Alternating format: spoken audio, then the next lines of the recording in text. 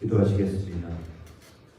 너는 귀를 기울여 지혜 있는 자의 말씀을 들으며 내 지식에 마음을 둘지어다. 사랑하는 하나님 아버지, 2023년 쉼없이 달려왔던 한 해, 이번 주 추수감사들을 통해 주님의 은혜와 감사를 느끼게 할 수 있어서 주님 감사합니다. 주여 많이 감사했던 일, 또는 사방에 후심한 고절을 걷는 듯 힘들었던 그 많은 일들 속에서 항상 주님이 함께하여 주셔서 감사합니다. 주님이 제 발의 등불이 되어 주셔서 주여 감사합니다. 주여 이 감사의 고백을 할 수 있게 하여 주셔서 주님 감사합니다. 하나님 아버지, 저희는 이제 2013년 마지막을 향해 나아갑니다.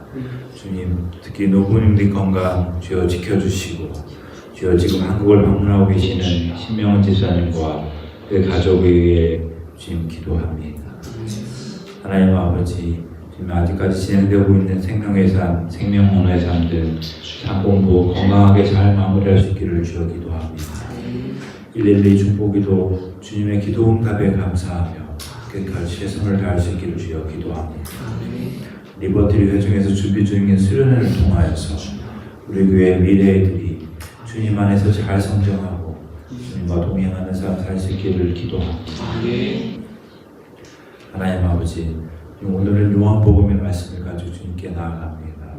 이 말씀을 전하시는 이규주 목사님, 성령 충만하게 해주시고 주님의 말씀이 저희 마음에 새겨지는 이 주일 한 예배가 될 수 있기를 기도합니다. 오늘 시온연합교회 주일 2부회를 위해서 다양한 곳에서 수고하고 봉사하는 속기들 주여 기억하여 주시옵소서. 뉴스 예배 조일인데 하늘색 색깔을 봉사하는 세워진 일꾼들에게 일일이 축복하여 주셔서 감당할 수 있는 말씀 주시고, 예배 모찬한테 그리고 친교부를 통해 봉사하는 분들에게 이 교회 생활과 봉사가 조금 더 하나님께 가까워지는 통로가 될 수 있기를, 그리고 오늘 예배를 섬기는 동티모르 목장님 모건들 위해 축복하며 기도할 수 있기를 간절히 기도합니다. 감사드리며 예수님의 이름으로 기도합니다. 아멘.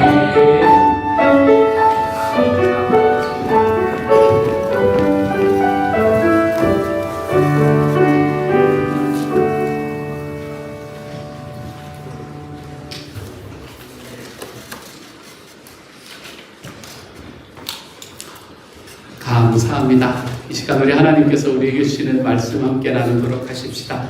하나님이 우리에게 주시는 말씀은 요한복음 21장 15절부터 17절까지의 말씀입니다. 요한복음 21장 15절부터 17절 3절밖에 안 되는데 3장에 걸쳐져 있습니다. 한 절 한 절이 조금씩 길어요. 우리 같은 목소리로 함께 읽어보도록 합니다. 함께 읽습니다. 시작. 그들이 아침을 먹은 뒤에 예수께서 시몬 베드로에게 물으셨다. 요한의 아들 시몬아, 내가 이 사람들보다 나를 더 사랑하느냐? 베드로가 대답하였다. 주님, 그렇습니다. 내가 주님을 사랑하는 줄을 주님께서 아십니다. 예수께서 그에게 말씀하셨다. 내 어린 양 떼를 먹여라. 예수께서 두 번째로 그에게 물으셨다. 요한의 아들 시몬아, 내가 나를 사랑하느냐? 베드로가 대답하였다. 주님, 그렇습니다. 내가 주님을 사랑하는 줄을 주님께서 아십니다. 예수께서 그에게 말씀하셨다. 내 양 떼를 쳐라. 예수께서 세 번째로 물으셨다. 요한의 아들 시몬아, 내가 나를 사랑하느냐? 그때의 베드로는 예수께서 내가 나를 사랑하느냐 하고 세 번이나 물으심으로 불안해서 주님께서는 모든 것을 아십니다. 그러므로 내가 주님을 사랑하는 줄을 주님께서 아십니다 하고 대답하였다. 예수께서 그에게 말씀하셨다. 내 양 떼를 먹여라. 아멘. 베드로라는 사람은 신약 성경에서는 매우 특별한 인물입니다. 우리가 구약에 다윗이 있으면 신약에는 베드로가 있다, 뭐 이렇게 이야기해도 큰 무리가 없을 만한 사람이 바로 베드로라는 사람입니다. 베드로는 예수님에게서 공식적으로 너는 나의 수제자다 이렇게 임명을 받은 사람은 아닙니다. 여러분, 너는 나의 수제자다 이런 건 아니에요. 하지만 많은 사람들에게 그렇게 여겨졌습니다. 또한 사도 바울과 함께 사도행전 전체의 두 주인공 중에 한 명이 되었던 사람입니다. 물론 사도행전의 주인공은 성령님이십니다. 이렇게 이야기하시면 제가 또 할 말이 없지만 그래도 어쨌든 사도행전 전체 속에서 베드로와 바울 이 두 사람이 사도행전 전체를 이끌어가는 사람들이었었습니다. 그것뿐만이 아닙니다. 베드로는 베드로 전서와 베드로 후서라는 두 편의 신약의 서신서까지 남겼습니다. 예수님의 수제자였고 사도행전의 주인공 중에 한 사람이었고 또 서신서 성경까지 쓴 사람이다. 굉장히 특별한 사람이겠지요. 그렇죠? 베드로는 구약의 다윗과 같이 신약에서는 너무나 특별한 사람이었습니다. 이처럼 베드로는 특별한 사람이었을 뿐만 아니라 동시에 그는 목정에 서신 예수님을 3번이나 부인했다라는 이 수치스러운 경력으로도 유명합니다. 3번 부인, 그러니까 제가 늘 기억에 나는 게 있습니다. 옛날에 그 한 자매가 자기 남편이 예수님을 믿지 않는 분이신데 생일 때 내 소원이다 이래서 남편을 이제 교회로 데리고 왔대요. 그래서 그날 교회에 와가지고 남편이 집에 와가지고 이제 혹시나 예수님이 마음속에 좀 들어왔을까 해가지고 오늘 말씀 어땠어? 이렇게 물어봤대요. 어땠어 여보? 이렇게 물어봤대요. 그랬더니 그 남편이 했던 이야기가 뭔가 하면 내가 오늘 새로운 걸 알았다는 거예요. 가서 자매가 가슴이 두근두근 뛰는 겁니다. 우리 남편이 새로운 걸 깨달았구나. 교회에 가서. 그래서 뭘 깨달았는데 그랬더니 베드로가 부인이 3명이라며. 베드로의 3번 부인이 그거였답니다. 이 설교 주제니까 베드로가 부인이 3명이었다며 이렇게 이야기를 하는 걸 듣고 마음이 내려앉았다라는 이야기를 제가 들어요. 하여간 베드로는 이 3번 부인 이게 베드로 평생에 지우지 못할 이 오점 같은 그런 사람으로 남아 있습니다.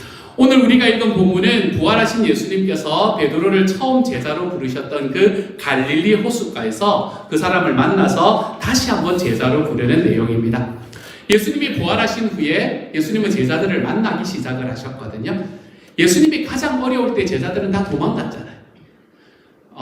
여러분 제가 어려울 때 도망가지 마시고 저도 여러분 어려울 때 도망 안 갈게요. 어쨌든 우리 예수님이 어려울 때 다 도망갔던 사람들이 제자들이었습니다. 그래서 제자들이 다 그랬겠지만 특별히 예수님을 3번이나 모른다 했던 베드로의 마음은 예수님을 만날 때 그리 편하지 않았을 거예요. 여러분 뭐가 편했겠어요. 만나면 만나야 되나 말아야 되나 이런 생각을 마음속에 하고 있었을 겁니다. 주님은 이처럼 실패한 베드로를 처음 제자로 부르셨던 갈릴리 호숫가에서 그를 다시 만나주십니다. 그리고는 나를 사랑하느냐라는 질문을 3번이나 던지시고는 그를 다시 제자로 불러주시죠. 이 본문이 들려주는 이 이야기를 통해서 저는 오늘 하나님께서 저와 여러분 우리 모두에게 주시는 교훈들을 올바로 들을 수 있는 시간이 될 수 있기를 소망합니다. 일단 아멘 해주시는 거예요. 소망합니다. 네, 그러는 거예요. 그렇죠?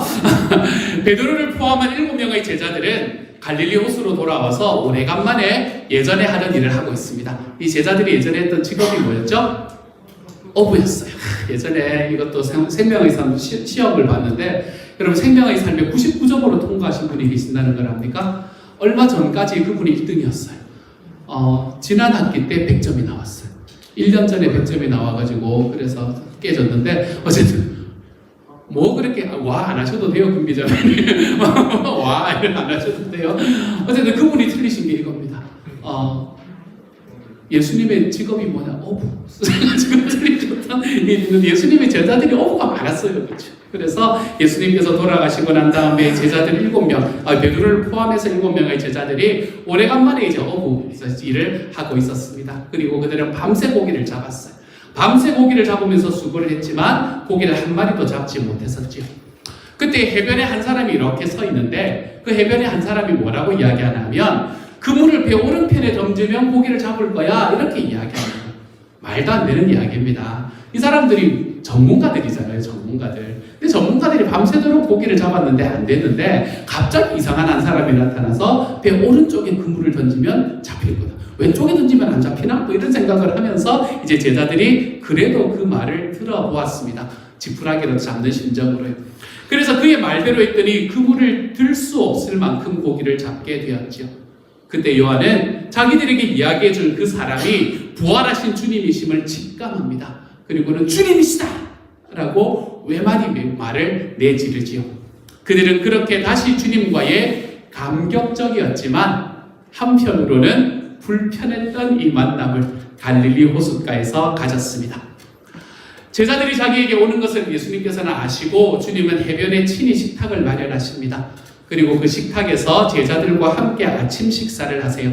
그리고는 주님께서 오늘 말씀에서 우리가 보았듯이 베드로에게 3번 계속해서 네가 나를 사랑하냐 이렇게 질문을 하고 계십니다. 왜 예수님이 3번을 질문을 하셨을까 생각해보면 베드로가 예수님을 3번 부인한 것과 아마 관계가 있을 거다라고 생각을 할 수 있을 것 같습니다. 자, 이 질문을 들은 베드로의 심정을 여러분 한번 생각해 보십시다. 여러분은 지금 베드로예요. 그리고 여기는 바닷가예요.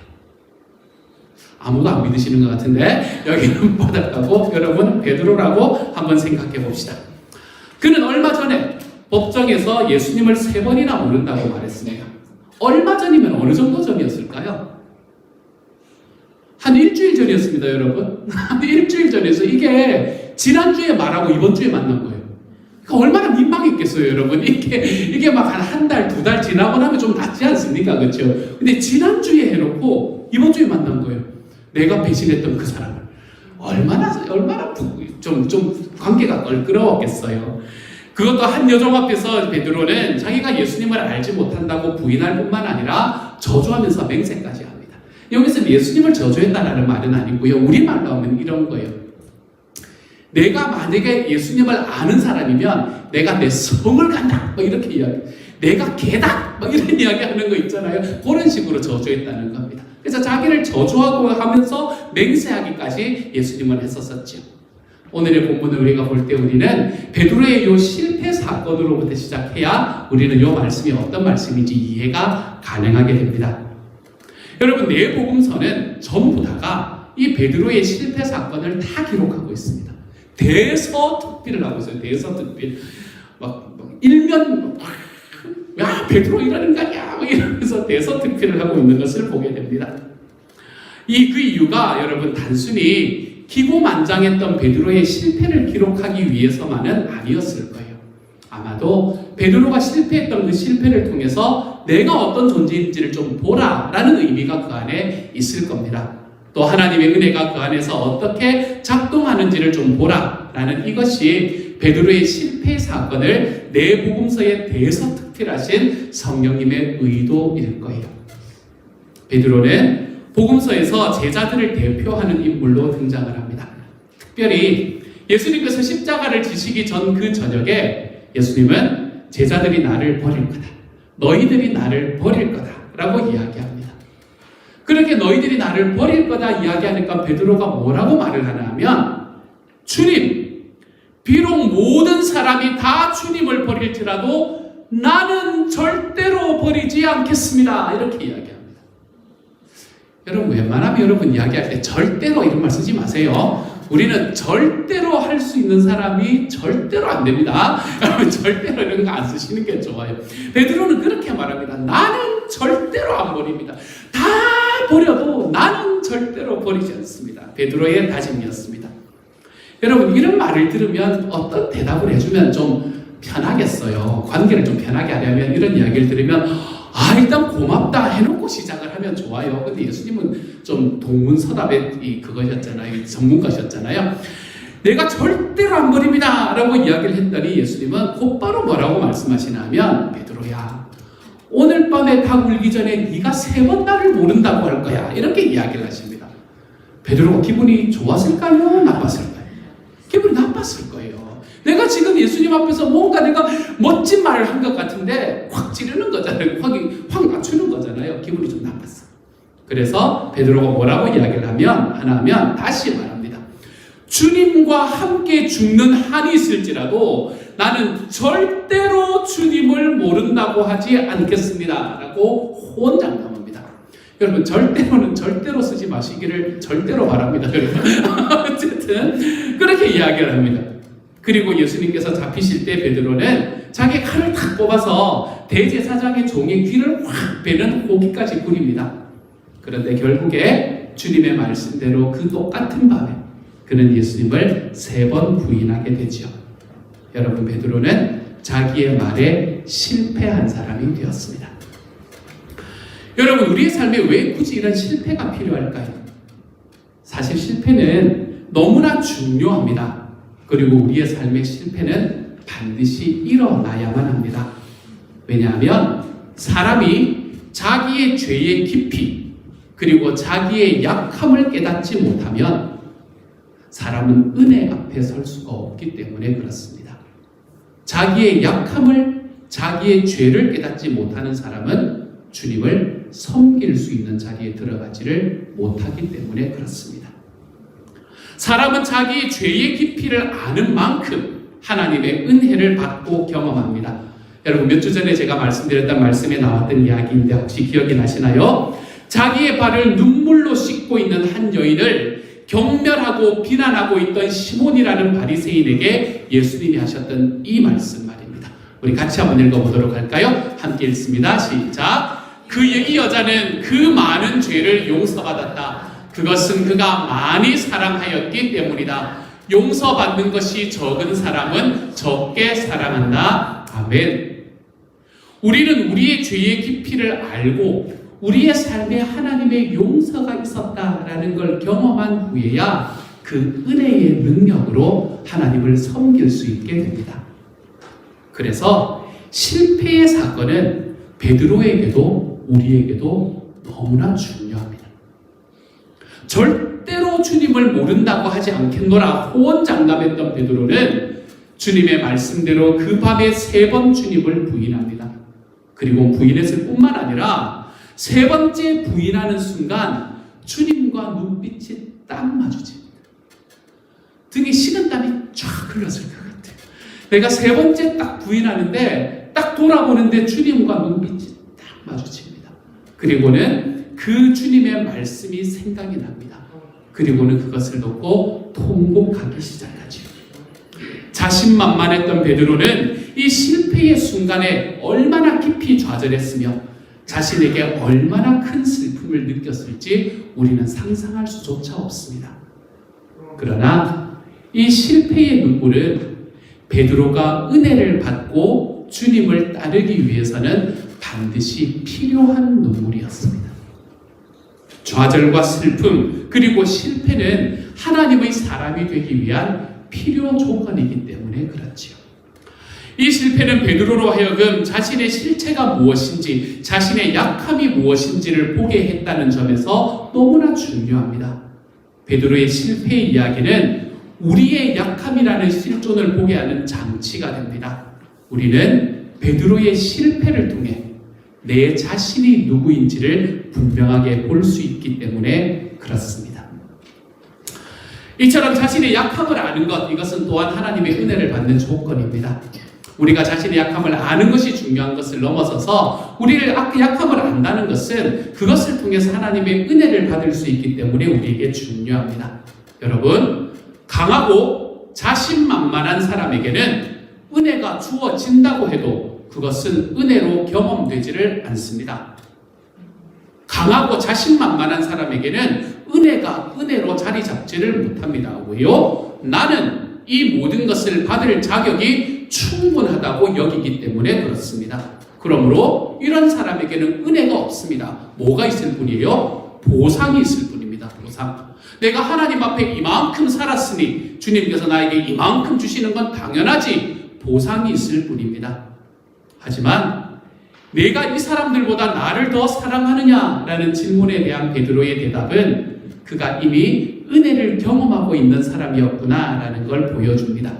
만약에 여러분 실패를 경험하기 전에 베드로였다면 주님께서 네가 다른 사람들보다 나를 더 사랑하니? 라고 질문했을 때 뭐라고 대답했을까요? 나서기 좋아하는 베드로 어떻게 대답했을까 하면 눈에 뻔합니다. 이렇게 대답했겠죠. 맞습니다. 바로 그겁니다. 주님. 저는 이 사람들이 주님을 사랑하는 것보다 주님을 훨씬 더 사랑한답니다. 이런 이야기를 하며 하나님 앞에 나아갔을 거예요. 그러나 실패를 통해서 자신의 약함이 무엇인지를 뼛속 깊이 알게 된 베드로는 이 예수님, 너는 다른 사람들보다 나를 더 사랑하니? 라는 예수님의 질문에 이렇게 대답합니다. 주님, 그렇습니다. 내가 주님을 사랑하는 줄을 주님께서 아십니다. 이렇게 고백하고 있죠. 자신의 약함을 깨닫고 은혜를 경험한 베드로는 더 이상 나와 함께 있는 사람들과 나를 비교하지 않습니다. 여러분, 은혜에 있는 사람은 비교하는 사람이 될 수가 없습니다. 하나님이 나에게 주신 은혜가, 하나님이 나에게 가장 최고의 은혜를 가장 최선의 순간에 주신다는 걸 믿는데 내가 어떻게 하나님 앞에 비교하며 살아갈 수 있겠습니까? 비교하지 않을 뿐만 아니라 자기의 자신감보다 주님이 알고 계신다라는 사실이 더 중요한 사람이 되어버렸습니다. 그래서 베드로는 실패를 통해서 비로소 자기의 약함을 깨달아서 알게 된 거죠. 약함 이야기하면 우리는 기분이 좀 나쁩니다. 약함 하면 뭔가 부정적입니다. 세상은 약함이라고 이야기하는 것을 부정적이다, 부적절한 핸디캡이다 라고 말합니다. 그러니까 다른 사람들 앞에서 너의 약함 드러내면 안 돼 라고 이야기하는 게 세상의 이야기입니다. 그렇지만 복음은 약함은 은혜의 필요 조건이고 실패는 오점이 아닌 강점이다 라고 이야기하는 게 하나님의 말씀입니다. 실패와 약함이 없는 곳에 은혜와 회복은 존재하지 않습니다.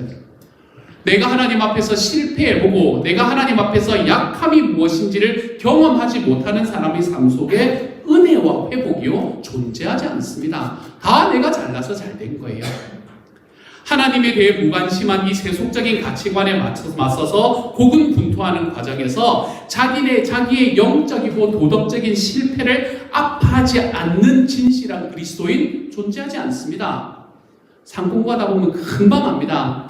제가 이번 학기에 그거를 하잖아요. 생명언어의 삶을 하잖아요. 생명언어의 삶을 하면 우리가 무슨 언어 이제 이야기를 하면서 지금 7가지째를 하고 있거든요. 근데 그 중에서 칭찬 언어 이야기를 할 때 한 번은 매주 일어나는 일이라서요. 내가 칭찬을 하고 싶은 마음이 굴뚝 같은데 그 인간을 바라보면 안 된다. 그 인간을 보면 칭찬이 쑥쑥 뒤집어져요. 내가 여기까지 내가 칭찬해야지 하는데 눈 딱 바라만 보면 막 여기까지 올라와서 도저히 안 된다.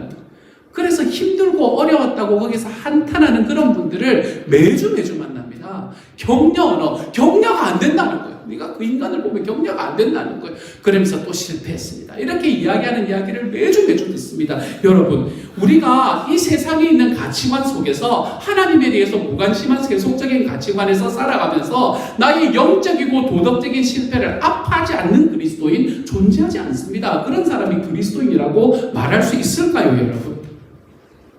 그래서 이러한 아픔은 우리가 그리스도인이 되었다라는 한 증거가 됩니다. 주님 안에서 거듭나지 않은 사람들은 그런 것들을 마음에 두지 않습니다. 여러분, 성숙한 그리스도인이란 절대로 실수와 실패를 하지 않는 사람이 아닙니다. 성숙한 그리스도인은 도리어 은혜 안에서 자기의 약함을 드러내볼 줄 아는 사람, 그 사람이 바로 성숙한 그리스도인이 되는 겁니다. 이런 면에서 사도 바울의 고백은 너무나 놀랍습니다. 다음 페이지 넘겨만 주시고요. 제가 쭉 설명을 드리도록 하겠습니다. 그는 자기를 괴롭게 하는 몸에 가시를 없애달라고 3번이나 하나님 앞에 간구합니다. 사도 바울이 가지고 있었던 몸의 가시가 무엇이었는지 우리는 정확히 단정할 수는 없습니다. 하지만 몸의 가시라고 이야기했으니까 아마도 그의 연약함하고 연결되었을 거예요. 그의 약함 중에 하나였을 거예요. 하나님께서는 그렇게 3번이나 나의 가시를, 나의 연약함을 없애주십시오 라는 사도 바울의 기도를 거절하시면서 뭐라고 말씀하시냐면 내 은혜가 너에게 족하다. 나의 능력은 너의 약한 데서 완전하게 된다라고 대답을 하시는 거예요. 기분 나쁜 대답입니다. 사실은 우리가 이런 이야기를 들으면 주님 이게 뭡니까? 라고 이야기를 할 만한 그런 대답이에요. 그런데 사도 바울은 이 대답을 듣고 도리어 크게 기뻐함으로 자신의 여러 약한 것들에 대해서 자랑하게 되었다라고 이야기합니다. 사도 바울은 이 하나님과의 기도의 이야기를 통해서 자기의 삶에 있는 약함에 대한, 실패에 대한 인식이 바뀌게 되어버린 거예요. 그 이유는 약함 가운데에 그리스도의 능력이 머문다는 사실을 알았기 때문입니다. 그것을 더 넘어서 약한 것들을 기뻐한다라고 말합니다. 왜요? 주님의 능력이 자기와 함께 있으면 자기가 약할 때 하나님 앞에서 더 강해진다는 것을 그는 마침내 알게 되었기 때문에 그렇습니다. 이렇게 바울의 약함은 더 이상 하나님을 섬기는데 핸디캡이 아닙니다. 바울의 약함은 하나님을 섬기는 일꾼의 조건이 된 겁니다. 하나님을 섬기는 일꾼이 되고 싶으냐? 삶의 약함을 경험해라 라고 이야기하는 그 이야기가 되는 겁니다. 하나님을 섬기는 일꾼이 되고 싶으냐? 실패를 좀 경험해도 괜찮다라고 이야기하는 하나님의 음성을 듣게 된 것이지요. 약함이 그래서 바로 이 순간이 약함이 은혜를 만나는 순간이었습니다.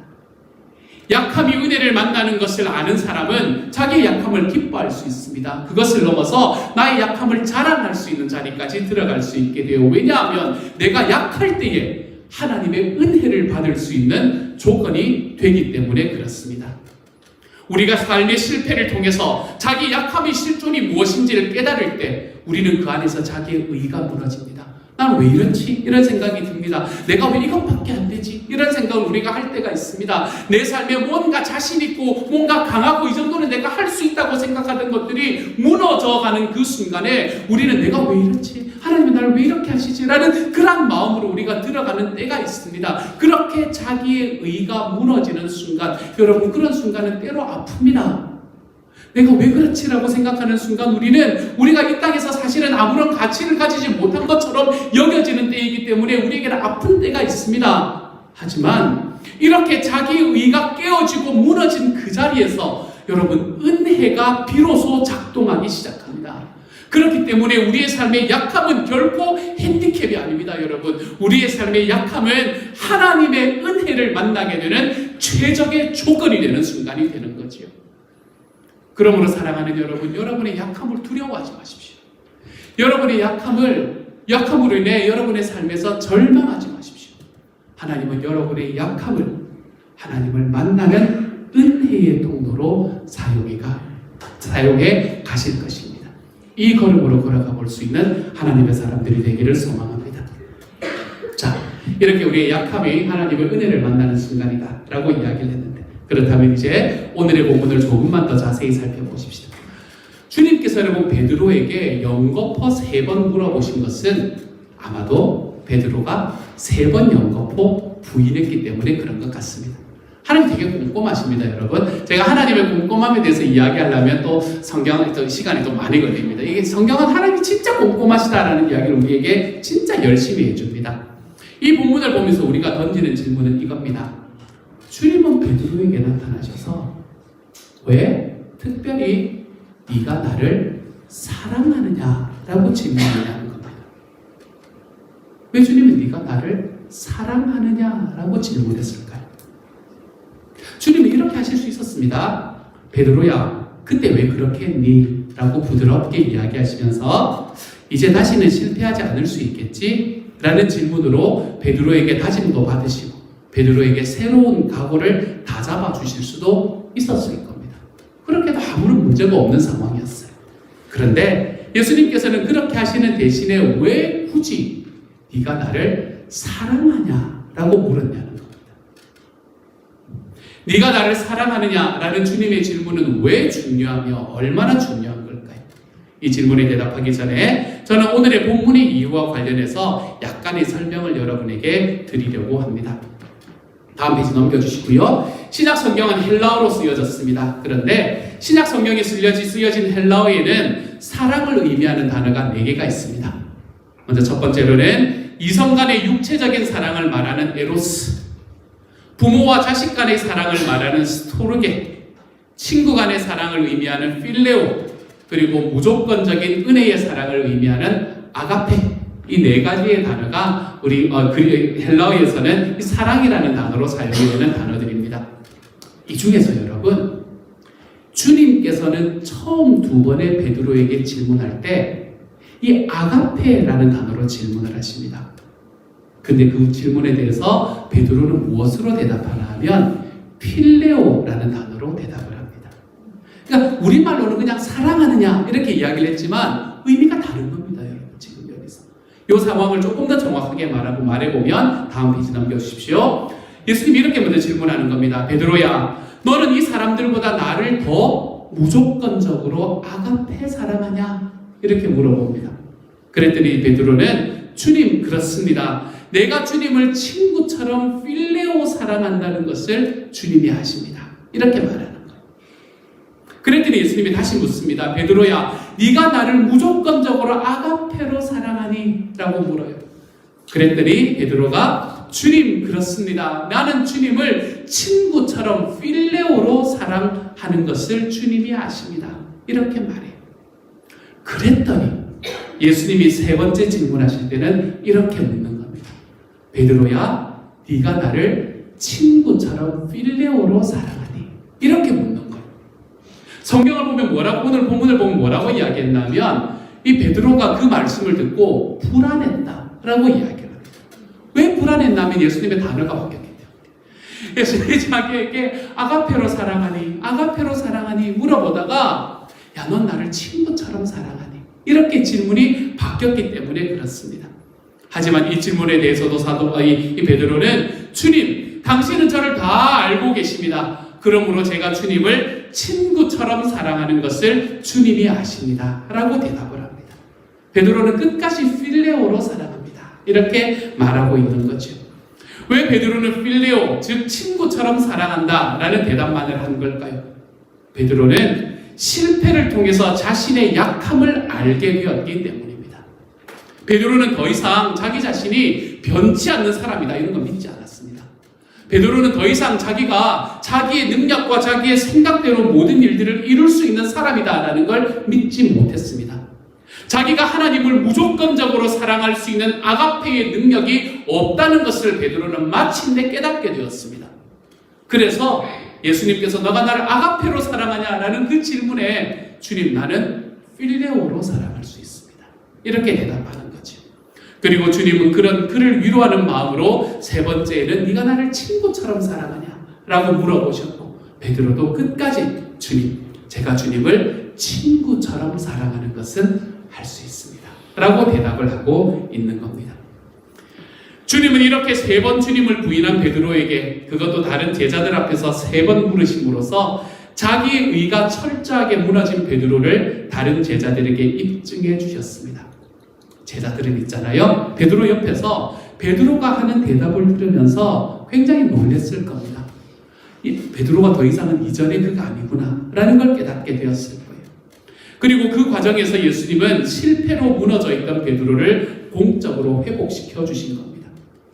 함께 있던 제자들과 이 말씀을 읽는 저와 여러분 모든 성경의 독자들 앞에서 예수님은 베드로를 공적으로 회복시켜 주고 계시는 겁니다. 왜냐하면 믿음은 자기의 의가 깨어지고 무너진 자리에서 비로소 피어나는 것이 믿음이기 때문에 그렇습니다.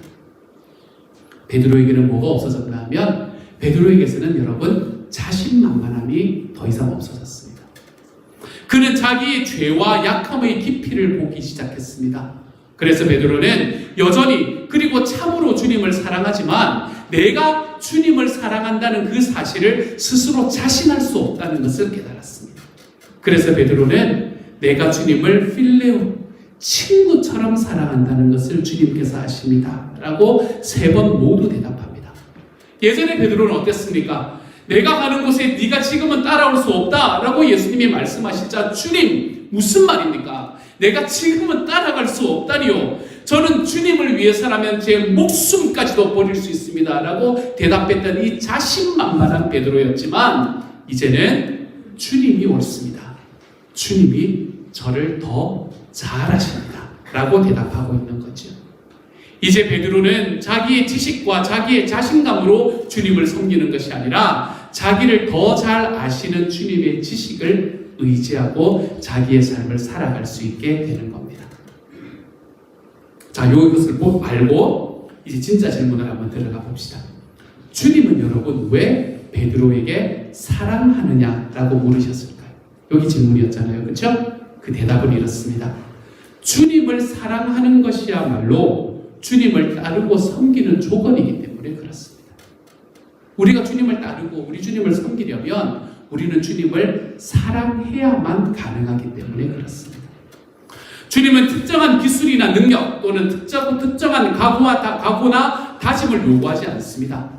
주님을 섬기는 조건은 주님을 사랑하는 겁니다. 여러분, 왜 사랑이 주님을 따르는 것과 주님을 섬기는 것의 조건이 될까요? 왜 그런가 하면 주님을 사랑하지 않는다면 주님을 따르고 섬기는 길은 그저 힘들고 어려운 길밖에 안 됩니다.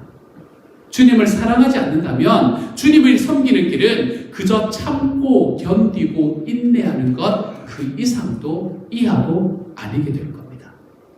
주님을 사랑하지 않는다면 주님을 섬기는 길은 결코 기쁨의 길이 될 수가 없습니다. 여러분.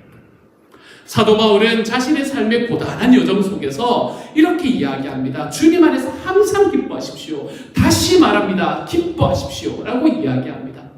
주님을 따르는 길에는 조건이 있습니다. 주님은 우리에게 성과를 요구하지 않습니다. 주님은 우리에게 다가와서 야 너가 이거 왜 이것밖에 못했니? 라고 이야기하시는 분이 하나님이 아닙니다.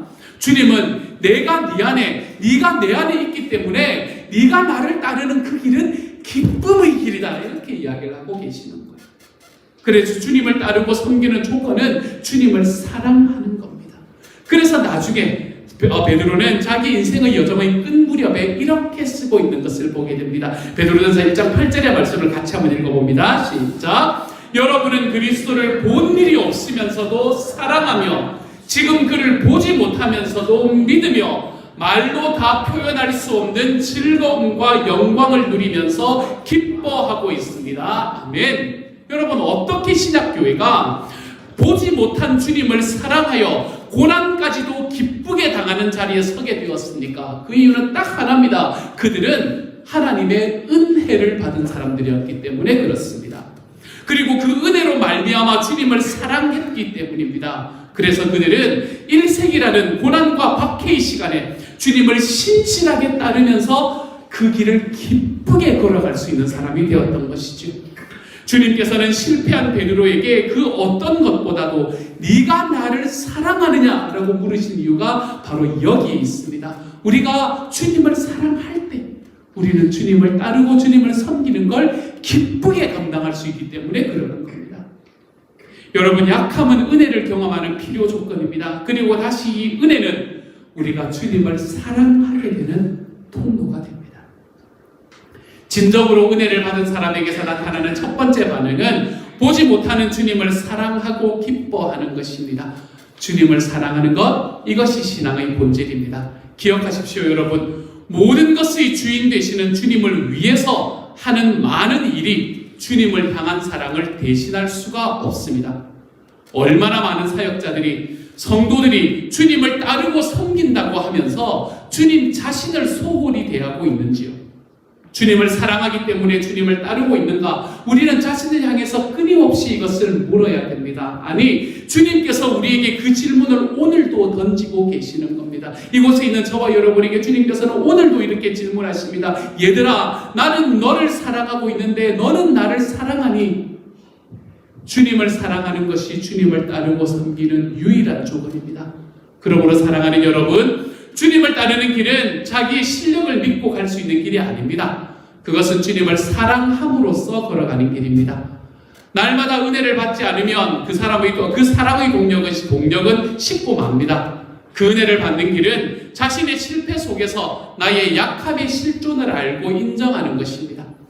하나님의 은혜가 아니면 설 수 없습니다. 나는 하나님의 은혜가 아니면 설 수 없는 존재입니다. 라는 것을 진실로 아는 겁니다. 그래서 자신이 강하다고 여기는 사람은 설 수 없습니다, 여러분. 자신의 성취를 증명하고자 하는 사람은 주님께서 우리에게 말씀하신 이 은혜의 길을 따라갈 수가 없습니다. 주님이 주시는 사명을 감당할 수가 없습니다. 내가 내 삶에서 한없이 연약하고 작은 존재임을 알기에 주님의 은혜가 날마다 필요해서 주님께 의존하여 살아가는 사람이 주님을 따라가는 이 길을 기쁨으로 걸어갈 수 있게 됩니다. 사랑하는 여러분, 저는 저와 여러분의 약함이 주님의 은혜를 만날 수 있기를 소망합니다. 그래서 우리의 약함이 주님의 은혜를 만나서 그분을 사랑할 수 있는 데까지 이르는 하나님의 제자들이 되어갈 수 있는 하나님의 사람들이 되시기를 주님의 이름으로 축복합니다.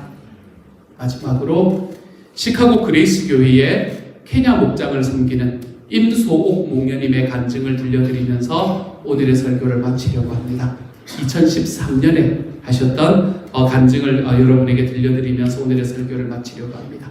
조금 길지만 제가 잘 따라와 주시기를 바랍니다.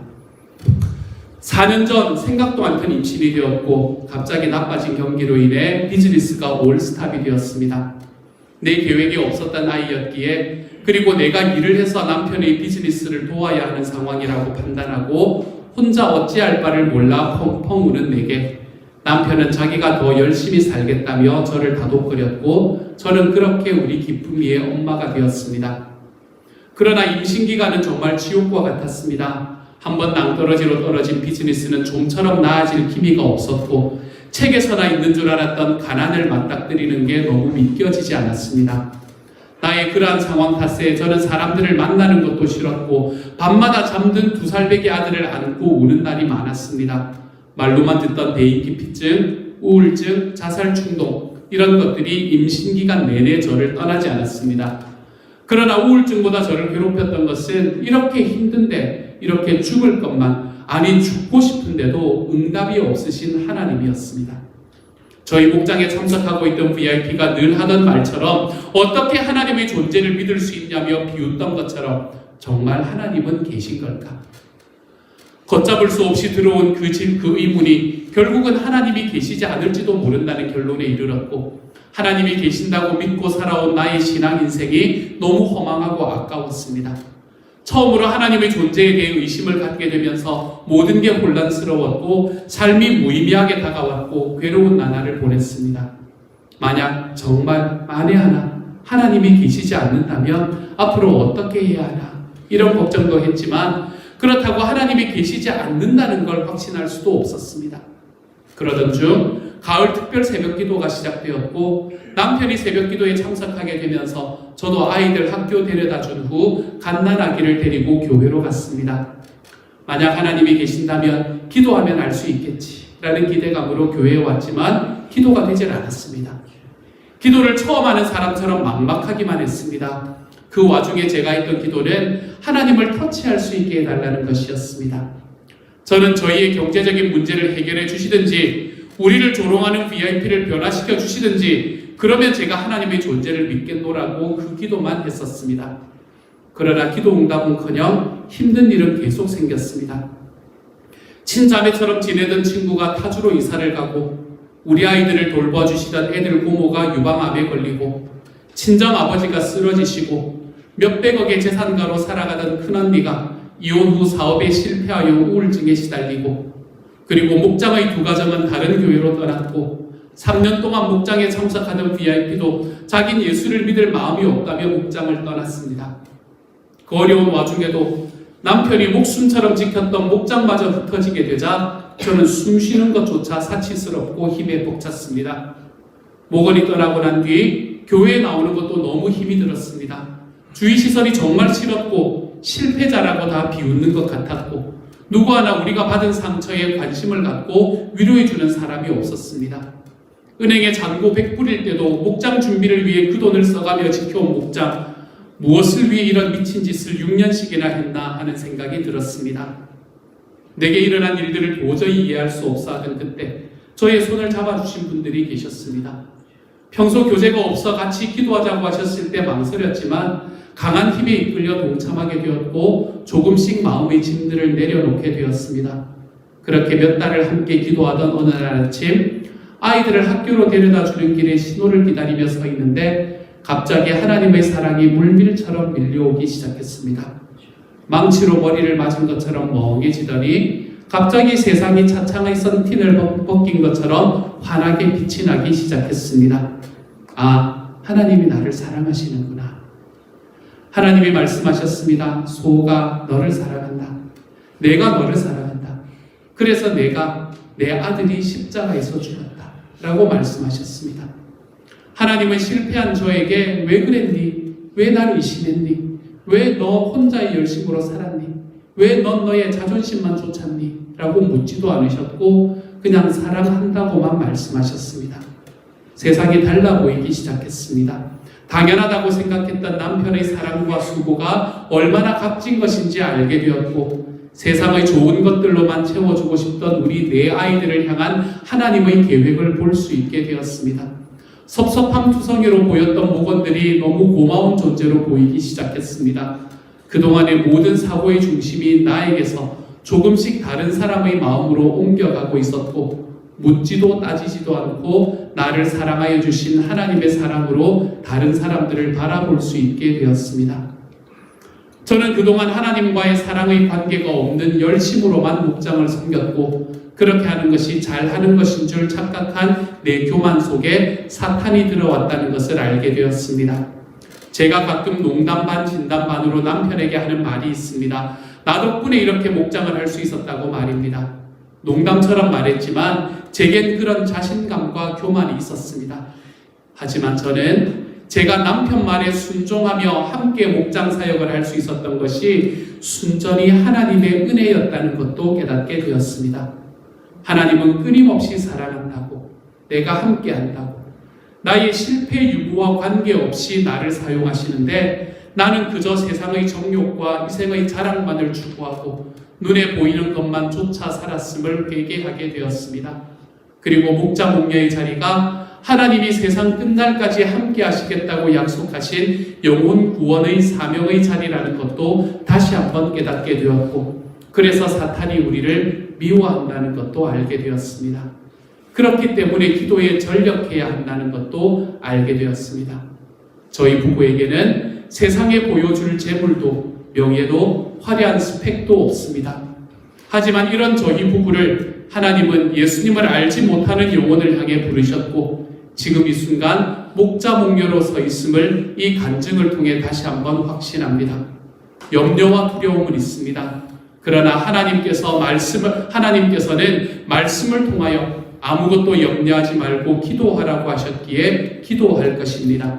어리석고 미련하여 아버지의 마음 다 알지 못하는 저이지만 아버지의 마음을 품고 그 길을 가기를 소원하고 때로 넘어지고 또 실패할지라도 이 길을 포기하지 않는 제가 되길 기도하고 있습니다. 저희가 힘들어할 때 늘 옆에서 함께 아파해 주시고 사랑의 손길을 베풀어 주셨던 분들, 기도의 자리로 이끄시고 함께 기도해 주셨던 분들, 그리고 부족한 저희를 믿고 따라 주었던 목원들, 함께 기뻐하고 함께 울며 남은 여정 갈 수 있기를 소원하며 모든 영광 하나님께 돌립니다. 아멘. 이제 평안한 마음으로 세상에 돌아가십시오. 선한 일에 용기를 가지시며 악을 악으로 갚지 마십시오. 항상 연약한 자를 도우시며 병든 자를 찾아보시며 곤란당하는 이웃을 위로하십시오. 모든 사람을 존경하시며 주님께 봉사하고 주님을 사랑하십시오. 모든 일을 믿음과 사랑으로 행하시며 어떤 일에도 소망을 포기하지 마십시오. 그리고 거룩하신 성령님께 순종하여 기쁨과 감사의 생활을 해나가십시오. 우리 하나님 아버지는 여러분을 항상 도와주실 것입니다. 지금은 우리를 죄에서 구원해 주신 우리 주 예수 그리스도의 은혜와 하나님의 놀라우신 사랑하심과 성령님의 교통하시는 은혜가 나의 약함이 주님의 은혜를 만날 때 나를 끝까지 사랑하시는 주님을 나도 사랑할 수 있게 되기를, 그 사랑으로 인해 기쁨으로 영혼 구원하여 제자 삼는 사명의 길을 걸어갈 수 있게 되기를 다짐하고 소망하고 일어서는 모든 시온영락 식구들 한 사람 한 사람에게 지금부터 영원토록 함께 계시기를 간절히 축원하옵나이다. 아멘.